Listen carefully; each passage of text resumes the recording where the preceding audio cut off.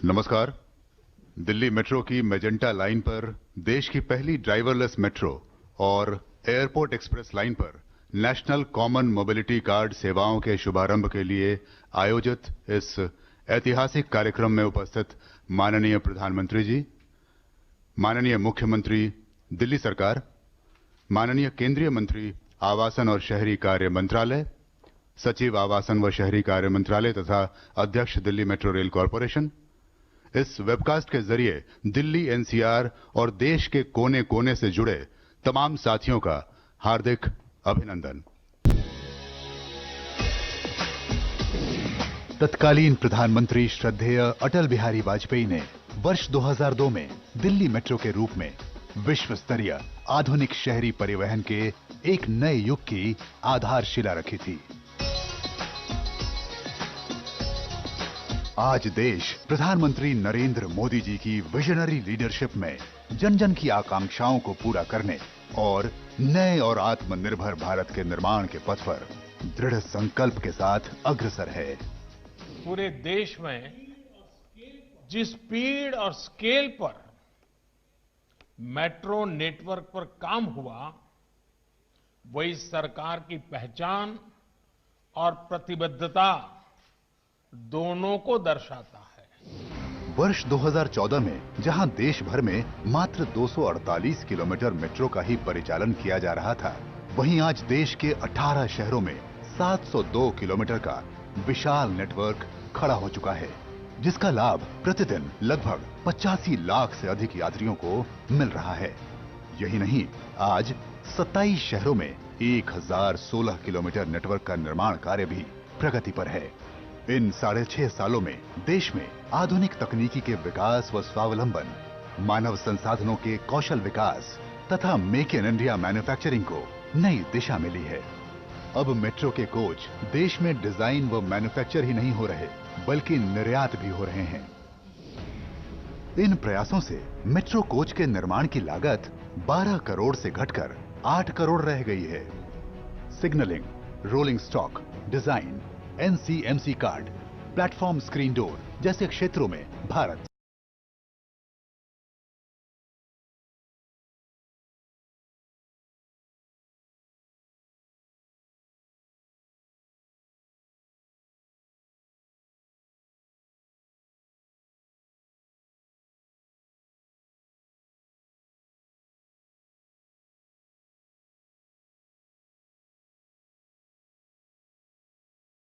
लाभ पहुंचाने के लिए रेगुलेटरी फ्रेमवर्क में परिवर्तन कर नई मेट्रो पॉलिसी, टेक्नोलॉजी का स्टैंडर्डाइजेशन, एलिजिबिलिटी क्राइटेरिया में एकरूपता तथा कॉस्ट बेंचमार्किंग जैसे महत्वपूर्ण कदम उठाए गए हैं और नए मेट्रो बिल को आकार दिया जा रहा है। घनी आबादी वाले बहुनगरीय क्षेत्रों को जोड़ने हेतु रीजनल रैपिड ट्रांजिट सिस्टम, कम आबादी वाले नगरों हेतु कम कीमत के मेट्रो लाइट, मेट्रो नियो तथा वाटर मेट्रो जैसे नए विकल्प सेक्टर को नए आयाम दे रहे हैं। राष्ट्र की स्वाधीनता के 75वें वर्ष में 1 करोड़ से अधिक यात्री प्रतिदिन 1000 किलोमीटर से अधिक मेट्रो नेटवर्क का लाभ उठा रहे होंगे। समग्र, सतत तथा संतुलित विकास को बढ़ावा देते हुए मेट्रो सेक्टर नए अवसरों व नई संभावनाओं के द्वार खोलकर नए भारत के निर्माण में अपनी भूमिका निभा रहा है।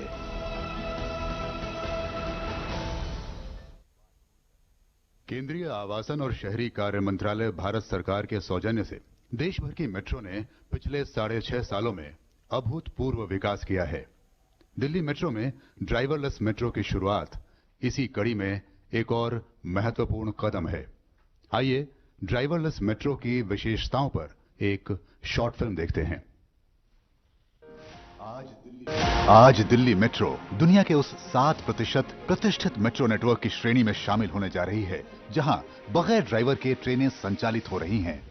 अब ट्रेन ड्राइवर को जल्द सुबह, देर रात और ऑफ पीक आवर्स में ट्रेनों को डिपो से रोजाना निकालने, ले जाने एवं टेस्टिंग करने वाली एक्टिविटीज से फ्रीडम मिल जाएगी, क्योंकि फुल्ली ऑटोमेटेड ट्रेनें ऑपरेशन कंट्रोल सेंटर के सुपरविजन में स्वयं ही सभी सिस्टमों को मात्र 10 मिनट में चेक कर लेंगी और यात्री सेवाओं के लिए रवाना हो जाएंगी।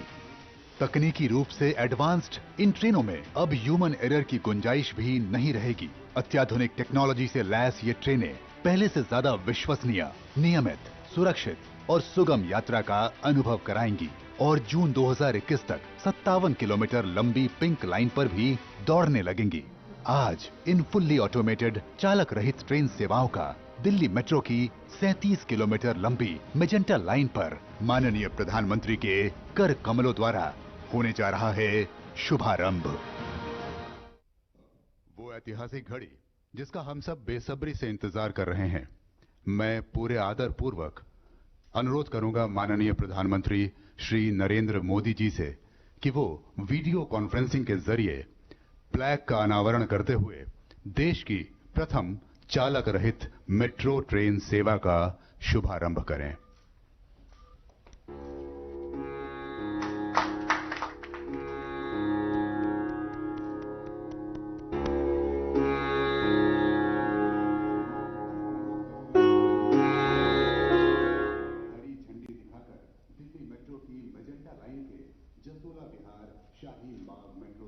पर खड़ी प्रथम चालक रहित ट्रेन को रवाना करें।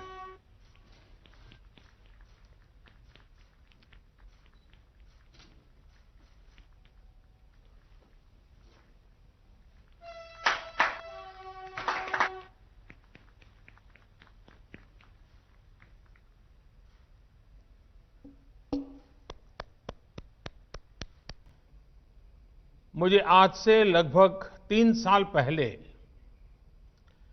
मेजेंटा लाइन के उद्घाटन का सौभाग्य मिला था।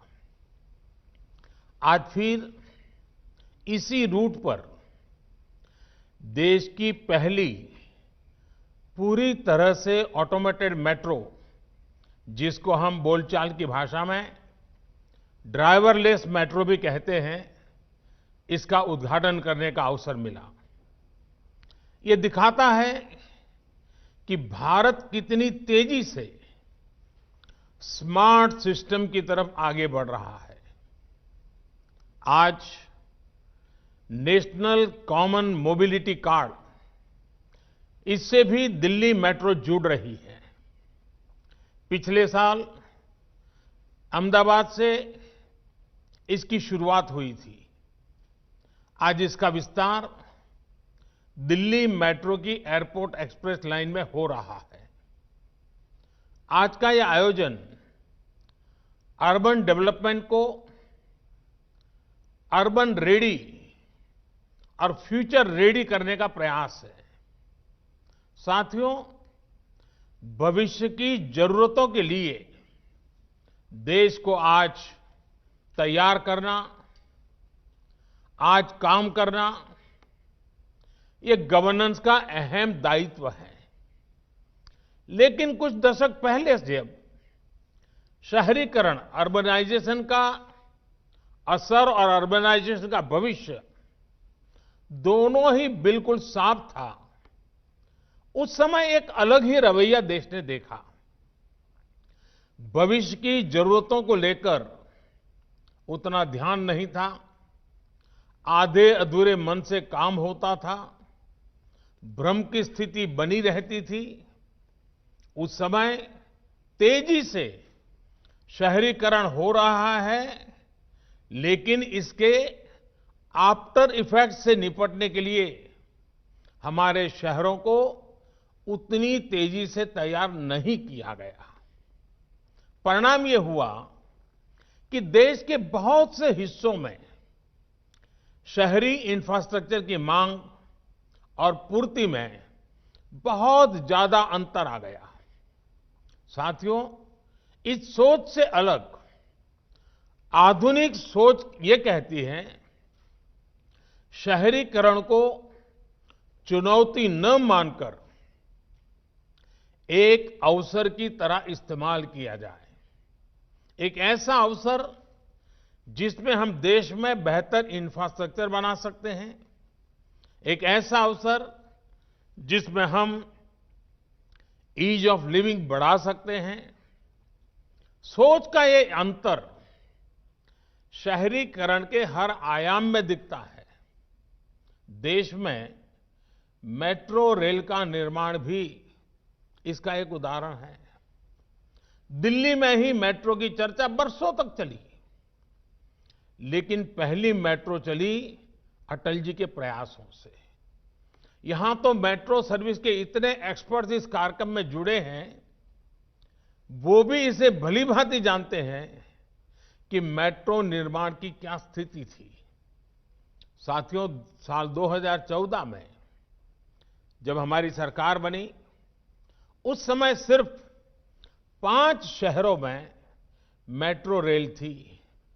आज 18 शहरों में मेट्रो रेल की सेवा है। वर्ष 2025 तक हम इसे 25 से ज्यादा शहरों तक विस्तार देने वाले हैं।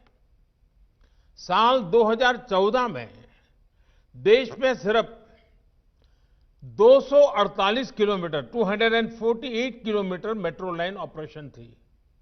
आज ये करीब 3 गुनी यानी 700 किलोमीटर से ज्यादा है।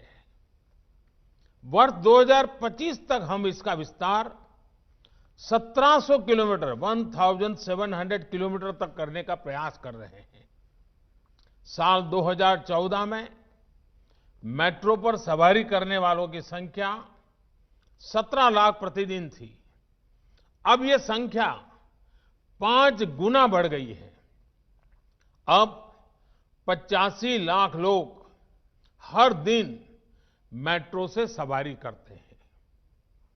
याद रखिए, ये सिर्फ आंकड़े नहीं हैं, ये करोड़ों भारतीयों के जीवन में आ रही ईज ऑफ लिविंग के प्रमाण है। ये सिर्फ ईंट, पत्थर, कंक्रीट और लोहे से बने इंफ्रास्ट्रक्चर नहीं, बल्कि ये देश के नागरिकों, देश के मिडिल क्लास की आकांक्षा पूरा होने के साक्ष्य हैं। साथियों, आखिर ये परिवर्तन, ये बदलाव आया कैसे? ब्यूरोक्रेसी वही है, लोग वही हैं, फिर कैसे इतना तेज काम हुआ? इसकी वजह यही रही कि हमने शहरीकरण को चुनौती नहीं बल्कि अवसर के रूप में देखा। हमारे देश में पहले कभी मेट्रो को लेकर कोई नीति ही नहीं थी। कोई नेता कहीं वायदा कराता था, कोई सरकार किसी को संतुष्ट करने के लिए मेट्रो का ऐलान कर देती थी। हमारी सरकार ने इस एडहोकिज्म से बाहर आकर के मेट्रो के संबंध में पॉलिसी भी बनाई और उसे चौतरफा रणनीति के साथ लागू भी किया। हमने जोर दिया स्थानीय मांग के हिसाब से काम करने पर। हमने जोर दिया स्थानीय मानकों को बढ़ावा देने पर। हमने जोर दिया मेक इन इंडिया के ज्यादा से ज्यादा विस्तार पर। हमने जोर दिया आधुनिक टेक्नोलॉजी के उपयोग पर। साथियों, आप में से अधिकांश लोग ये जानते हैं कि देश के अलग अलग शहरों की अलग अलग आवश्यकताएं, अलग अलग आकांक्षाएं और अलग अलग चुनौतियां होती हैं। अगर हम एक ही फिक्स मॉडल बनाकर मेट्रो रेल का संचालन करते तो तेजी से विस्तार संभव ही नहीं था। हमने ध्यान दिया कि मेट्रो का विस्तार, ट्रांसपोर्ट के आधुनिक तौर तरीकों का इस्तेमाल शहर के लोगों की जरूरतों और वहां की प्रोफेशनल लाइफस्टाइल के हिसाब से ही होना चाहिए।